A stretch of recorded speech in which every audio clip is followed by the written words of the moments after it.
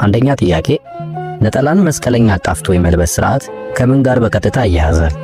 ሀ ከጥንታዊ ሀበሻ የባህል ስልት ጋር፣ ለ የክርስቶስን መስቀል ሕይወታችን እንደሆነ ለማሳየት፣ አምርሃ ነጠላው ሰውነታችን ላይ ውበት እንዲኖረው።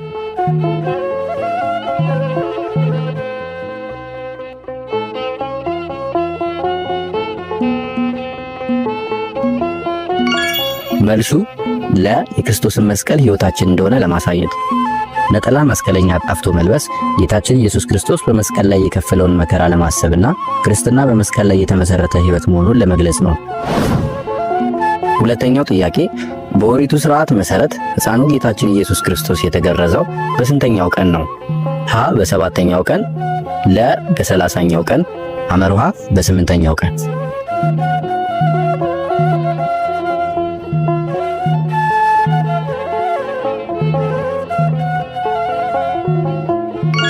መልሱ አመርሃ በ8ኛው ቀን። ጌታችን መድኃኒታችን ኢየሱስ ክርስቶስ ኦሪትን ለመፈጸም ሲል በሕገ ኦሪት መሠረት በተወለደ በ8ኛው ቀን ተገርዞ ስሙን ኢየሱስ ተብሎ ተሰይሟል።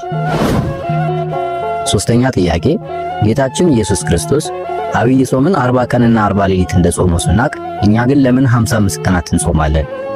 ሀ የአቆጣጠር ስህተት ነው፣ ለ በጾማችን ወቅት ያሉት 7 ረቡዕና 8 ዓርቦች ስለማይቆጠሩ፣ አመርሃ የመጀመሪያው ሳምንት ጾመ ሕርቃል የመጨረሻው ሳምንት ደግሞ ሰሙነ ሕማማት ተብሎ ስለሚጾም ነው።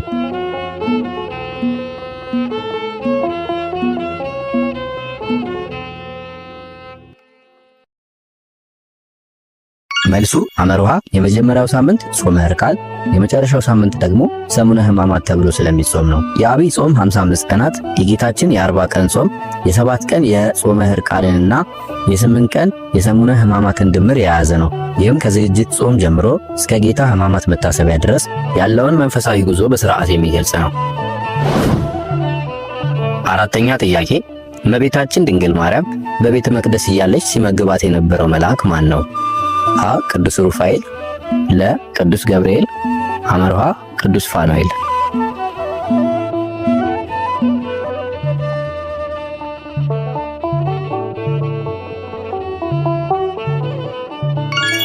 መልሱ አመርሃ ቅዱስ ፋኑኤል።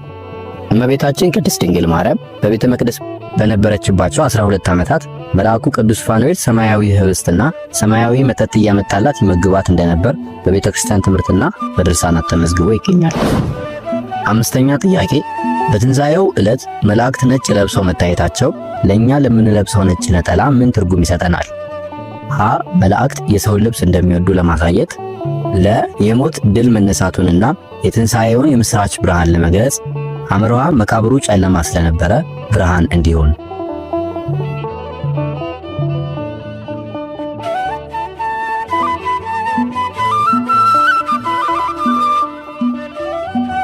መልሱ ለ የሞት ድል መነሳቱንና የትንሣኤውን የምሥራች ብርሃን ለመግለጽ።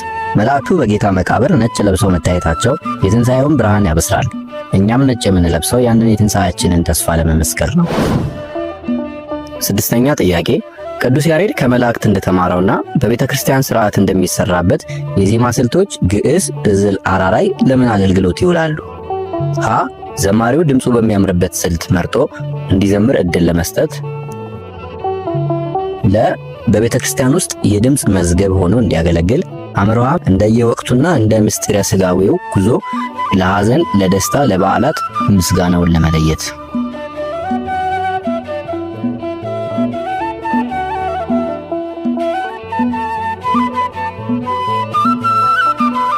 መልሱ አመርሃ እንደየወቅቱና እንደ ምስጢረ ሥጋዌው ጉዞ ለሐዘን፣ ለደስታ፣ ለበዓላት ምስጋናውን ለመለየት። የቅዱስ ያሬድ የዜማ ስልቶች ግዕዝ፣ ዕዝል፣ አራራይ ግዕዝ፣ ዕዝልና አራራይ እንደ ወቅቱ ሁኔታ ለደስታ፣ ለሐዘንና ለምስጋና ተለይተው ይውላሉ። ይህም የቤተ ክርስቲያኑ መንፈሳዊ አገልግሎት በሥርዓትና በወቅቱ እንዲከናወን የሚያስችል ጥበብ ነው። ሰባተኛ ጥያቄ በመጽሐፍ ቅዱሳችን እንደተገለጸው ከጌታችን መድኃኒታችን ኢየሱስ ክርስቶስ ሌላ 40 ቀንና 40 ሌሊት የጾሙ 2 ሰዎች እነማን ናቸው? ሀ ሙሴና ኤልያስ፣ ለ ሙሴና ዮሴፍ፣ አመርሃ ዮሴፍና ኤልያስ።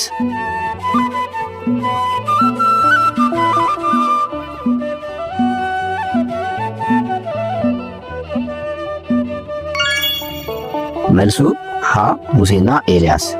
ነቢዩ ሙሴ በሲና ተራራ ሕግን ለመቀበል፣ ነቢዩ ኤልያስ ደግሞ ወደ ኮሬብ ተራራ ለመጓዝ 40 ቀንና 40 ሌሊት ጾመዋል። ይህም በብሉይ ኪዳን ታሪክ ውስጥ ሁለቱ ታላላቅ ነቢያት ከጌታችን ጾም ጋር የሚመሳሰል መንፈሳዊ ተጋድሎ ያደረጉበት ነው። 8ኛ ጥያቄ ከሚከተሉት አንዱ ለምስጢረ ሥላሴ ምሳሌ ይሆናል? ሀ የሰው ልጅ ጣት፣ ለ ሰማይ፣ ሐመርሃ መሬት።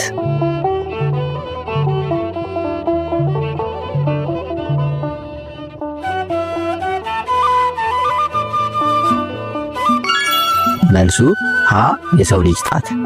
ምስጢረ ሥላሴ በጣት በፀሐይና በሰው ምሳሌነት ሦስትነትና አንድነት በአካል 3 በባህሪ 1 መሆናቸውን ይገልጻል። ይህም በስም በአካልና በግብ ሦስትነታቸውን በመለኮትና በሕልውና ደግሞ አንድነታቸውን የሚያስረዳ ጥልቅ ትምህርት ነው። 9ኛ ጥያቄ ቁራዎች ጠዋትና ማታ እንጀራና ሥጋ ያመጡለት የነበረውና በሰራፕታ ምድር አንዲት ሴት ተመግበው የነበረው ነቢይ ማን ነው? ሀ አብርሃም፣ ለ ሙሴ፣ ሐመርሃ ኤልያስ።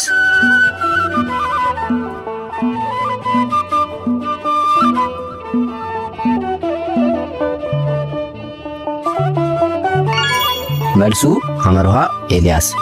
እግዚአብሔር ነቢዩ ኤልያስን በኮሬት ወንዝ አጠገብ በቁራዎች አማካኝነት ጠዋትና ማታ በመመገብ በረድኤቱ ጠብቆታል። በኋላም ወደ ሰራፕታ መበለት በመላክ በእርሱ ጸሎትና በእርሷ እምነት ጥቂቱ በረከት ሳይጎድል የረሃቡን ዘመን እንዲያልፉ አድርጓል። 10ኛ ጥያቄ በትንሣኤ ሙታን የማያምኑት እነማን ናቸው? ሀ ፈሪሳውያን፣ ለ ሰዱቃውያን፣ ሐመርሃ ቆሮንቶሳውያን።